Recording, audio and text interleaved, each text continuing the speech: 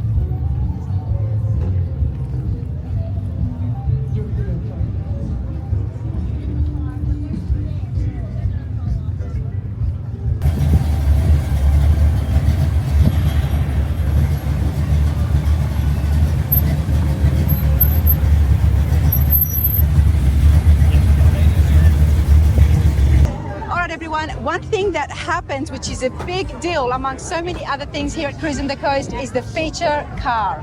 Now we're going to have a chat with Stephen here from ET Motor Gear. Stephen, how's it going? How you doing, Ronna? Good to see you out here. Good. Walk with me, dude. Okay. The vibe here is awesome. There's music, there's live band happening, which sometimes my mic and YouTube doesn't like, so we're going to try and stay away. Stephen. And the car started. And then the car starting. Tell us about the featured car and what its role is here at. So feature car is something we choose every year that goes, it's what we call the main design for the t-shirt. And we look all throughout the country each year and find the best possible candidate. Pick a car, the feature car comes down here, and you can see one of the sites all week, you can see it. This year's feature car is very special. The 57 Chevrolet belongs to the late Jim Bryant. Jim Bryant always came to this event, if a lot of you know him in hot rodding, tried to debut a new car here every Cruisin the Coast that he came to or whatever, but he passed away in 23. So a cool story about Jim Bryant at Bryant Boats, he also helped start the Class Pro Modified in drag racing, and his driver, Rob Vandergriff, is who's here with the car, and they have a history that goes back 40 years with ET Motor Gear. They helped ET Motor Gear get on the map because that was their biggest customer when they got started with Pro Modified, was doing the shirts for Jim Bryant's World's Fastest 57. So as you can see, the feature car's a 57, his last build, which is awful unique. So there was no way there would be any better feature car than to have Jim Bryant's 57 Chevrolet with his driver, Rob Vandergriff, handling the car and representing it. Love that. We are going to have a chat with Jim, and we're also going to have a chat with Debbie, Jim Bryant's wife, widow. Yes. As well. So I'd love to have a chat with them and take a look at that beautiful 57 up close. It's absolutely spectacular. Just really nice on it. It's brilliant. Now, every year, the chosen featured car goes on the t-shirts. Correct. That is a huge deal because I know you guys at home and at the shows, you love your merch. And this year, records were broken. I understand they have went over 10,000 at registration, so I assume it will be an all-time record-breaking year for registered cars. Absolutely, but even when it comes to the t-shirts, the print, that goes into effect. When can people purchase it? Well, we're at all locations on the coast. If you're at the event, obviously their website, cruisinthecoast.com, will tell you all the events. They're spread out 30 miles, so it's kind of hard but we have 12 merch trailers down here, so shouldn't be hard to find us. If you do miss us, etmotorgear.com, they will be online next week, and we'll ship you anything that from the event.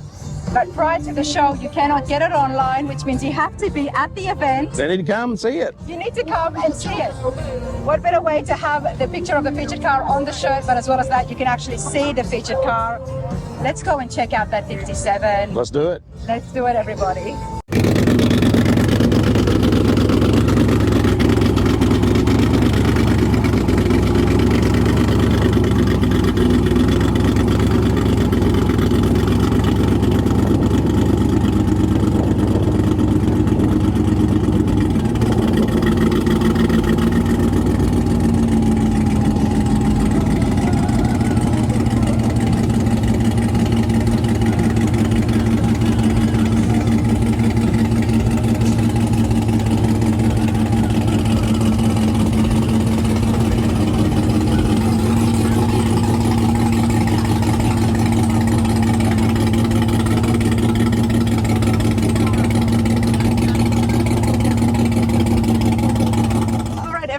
I've got two very special people here with me. I have Debbie, Jim Bryant's widow is here as well. Terribly sorry for your loss, ma'am. And I've also got Robbie. Yes, Robbie Vandergriff. Robbie, fastest 57. Yes, ma'am. There's a little bit of history, so we are going to have a chat with Robbie and find out exactly what his background is and also his involvement with the featured car. But Deborah, are you enjoying yourself today here at Cruisin the Coast? Oh, we're having a great time. We've had a great time. This was Jim's favorite car show.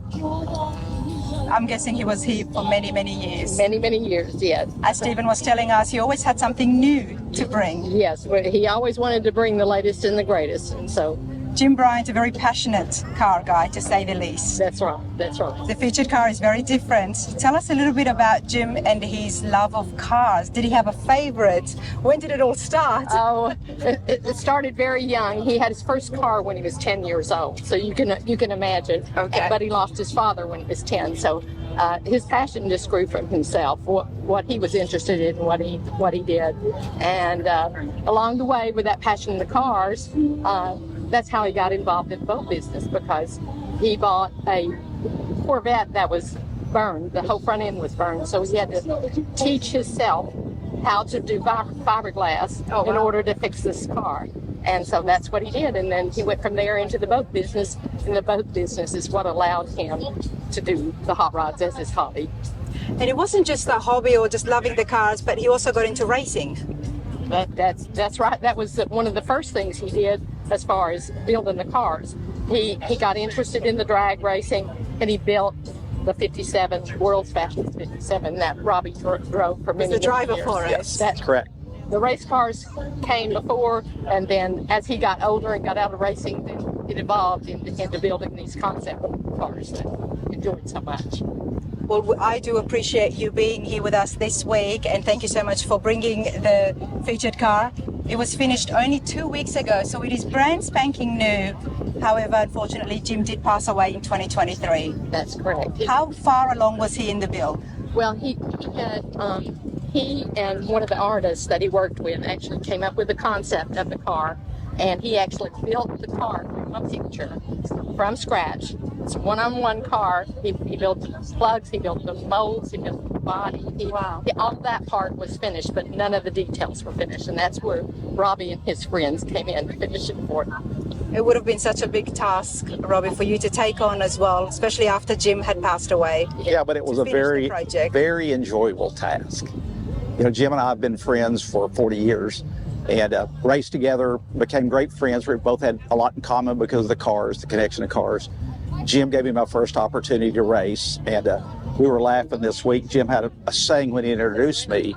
He would say, you know, I took an obscure auto mechanic from Carnes, Tennessee and made him famous. And he was a big kidder. Is that the case? That was the case. It was the truth. So I did not argue that point at all. That's right. That was part of his personality. Yeah. But he put a little pressure on Rob as far as finishing this build, because before he passed, he said this was his best one ever. Yeah. Yeah. He got to see at least most of the finished build. Oh, yeah. He knew what it was going to look like. Yeah. He just put the pressure on him to do it. To Jim's standards. To Jim. So Jim had different standards. We talk all the time. Jim was the most gracious, humble man that I've ever known. But his son and I were talking about Jim. One of his other signature things was his expectation and his bar were very high. Okay, so unless you knew him, Not fun for you. unless you knew Jim intimately. So I was going to tell you something. So his son came over, and her daughter-in-law came over to look at the car at my shop, and we were talking about it. And Joe shared with me a story. He had moved to Florida and was in high school playing football, and Jim drove down one day. I guess 2-day trip down there. It was actually Texas. Yeah, Texas. I'm sorry, Texas. Yes, to watch him play football. And Joe said, you know, Dad walked up to me and said, you know, look, no pressure. I want you to go out there and do the best you can. And his pa, this was Jim, his famous pause. He said, but remember, I've driven 1,180 miles to watch this. So Jim had that. It's like I tell everybody, I said, you know, everybody that knew him not intimately, he had this gregarious personality, just a fun guy to be around. But he had expectations, and so that's a good thing, though. You know, I was a young man when he took me on, and he taught me how to do a lot of things right. You know, so great man. Definitely sounds like a top guy. Shame that I didn't get a chance to meet him, but I am happy that I've met both of you, and that Robbie, you're able to take me through the featured car so we can have a look at it in detail, because it's definitely very unique. Debbie, this is a very emotional time. I can tell from your voice as well, so I do appreciate you giving me this time. For those of you at home and around Knoxville, Tennessee, if you do know Jim or did know him, leave your comments, share your memories, and I'm going to try and put some pictures up as well so we could honor and remember him. It's always, especially when you've got somebody who's had a racing history and such a big collection, and as well as that, such a big part of being Cruisin the Coast. NET motor gear as well. Absolutely. Jim Bryant is definitely one to be remembered. Debbie, I thank you so much for your time. Thank you. I'm going to take this guy and we're going to go and take a look at the 57. Good to Thank you. Let's take a look at the 57. Okay. It's stunning. Now, from what I've understood, it's built from the ground up. Absolutely. Yes. Tell us about some of the modifications. That makes it obviously very different to the 57 stock. So, of course, Jim built everything unique. And Eric Brockmeyer and Jim always came up with designs. And Jim would call Eric and say, look, I've got an idea. It's basically be somewhat of a 57, but I want to stretch it here, cut the top here, do this, that, and the other. So Eric would send him sketches until they finally came up with one that Jim approved of. Then Eric would draw a rendering of the car. Then Jim would build a plug, a mold, and pull a fiberglass body, and then that's a 2-year process. Art Morrison would build the chassis. Jim would send him all the structural details, what he wanted, where all the mounts and things would go. So Art would build a chassis in Washington. We're getting the body built in Sweetwater, Tennessee, and then he and his crew would mount the body to the car, to the chassis. And he loved like Chevrolet motors and Chevrolet power plants, and so Jim made a LT4, which is 650 horsepower.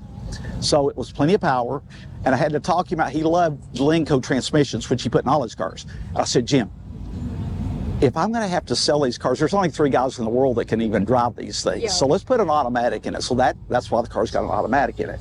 So the week before he passes away, I go down, we're sitting out side by side talking, and I said, Jim, what do you want me to do with 57? And he said, Rob, I really don't care. I just really don't care. You can do whatever you want to. If you want to cut it up, if you want to sell it like it is, if you want to take the parts off of it, do whatever you want to.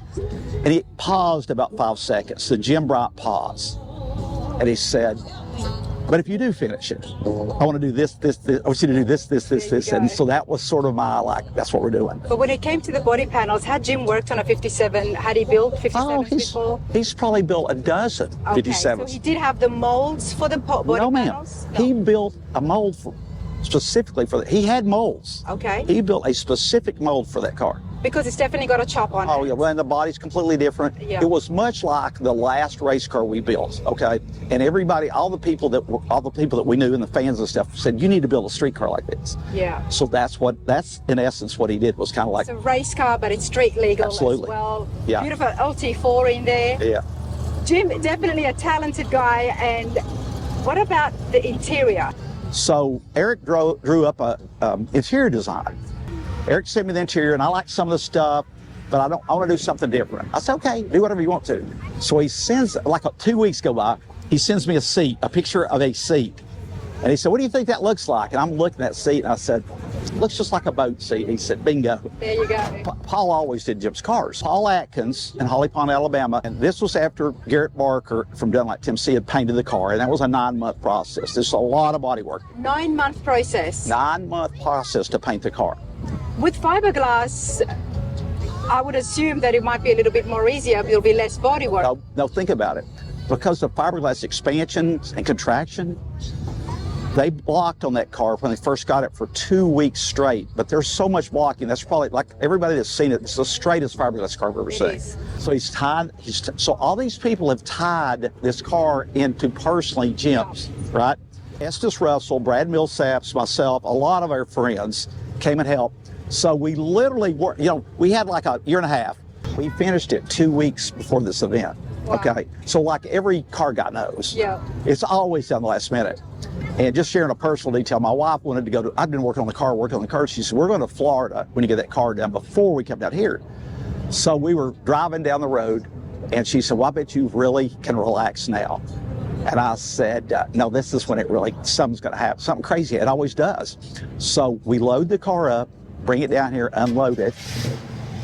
The windshield cracked. Oh, wow. So it's not there with cars. All car guys know it's really never over. You know what I mean? A car just keeps on. They are the most aggravating things in the world. Yes. But this has been such a great event for the reasons you and I talked about. One is Deb got to come down and live out Jim. This was Jim's utmost show of what he loved. What I love the most about it, Jim's a very humble man, and he was very stealth. Okay, he never entered the car shows. He'd just drive the car in here, park it, get out, let people look at it.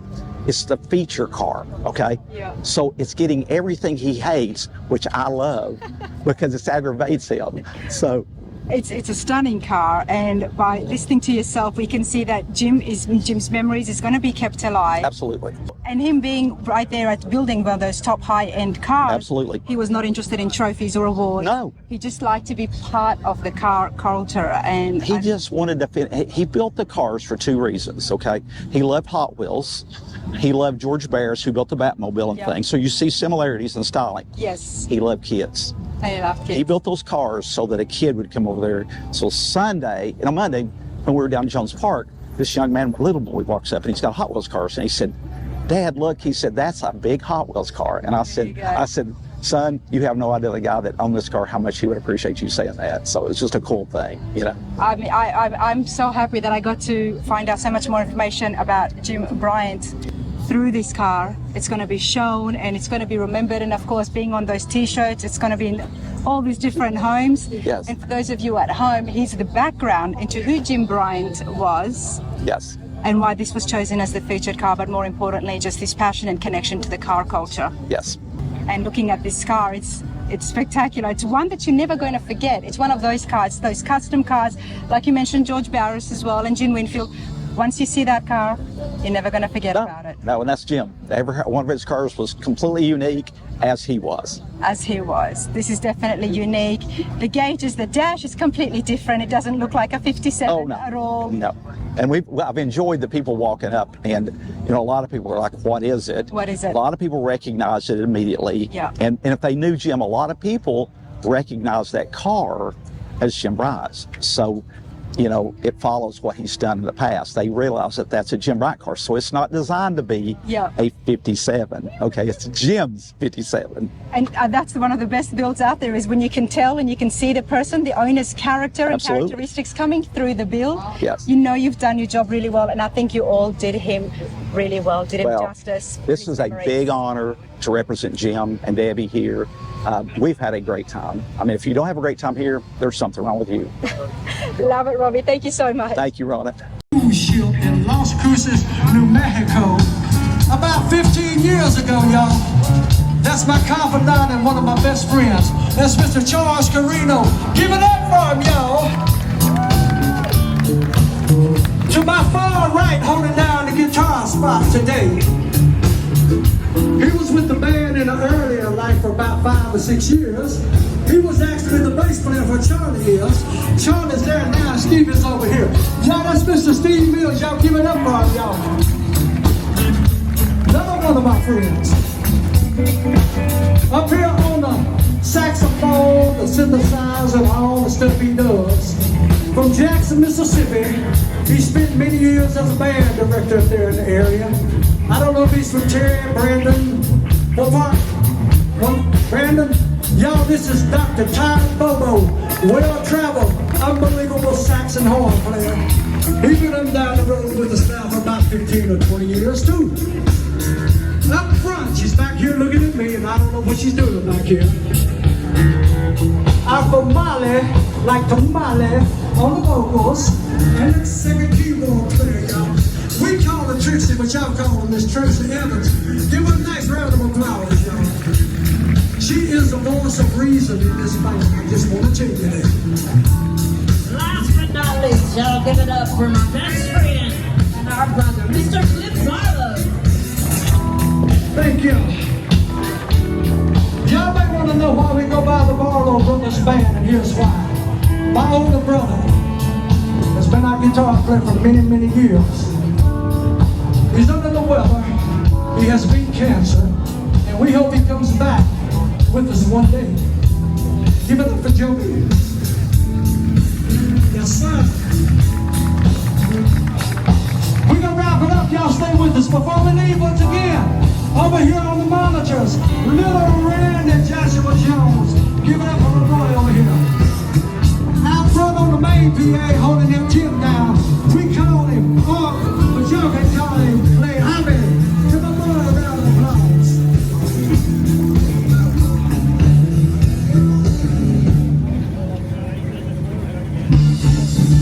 Good afternoon.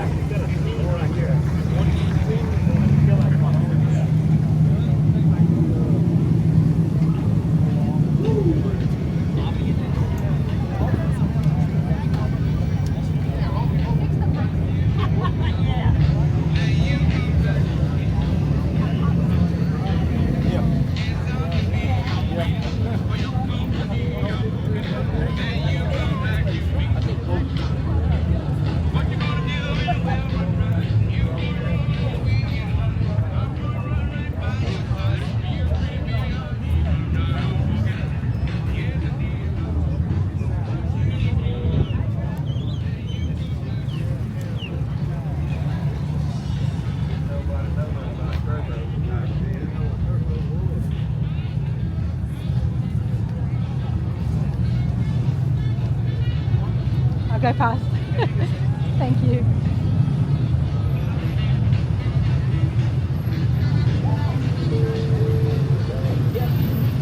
How you two going? You having a good time? Best seat just to watch them cruise in, right?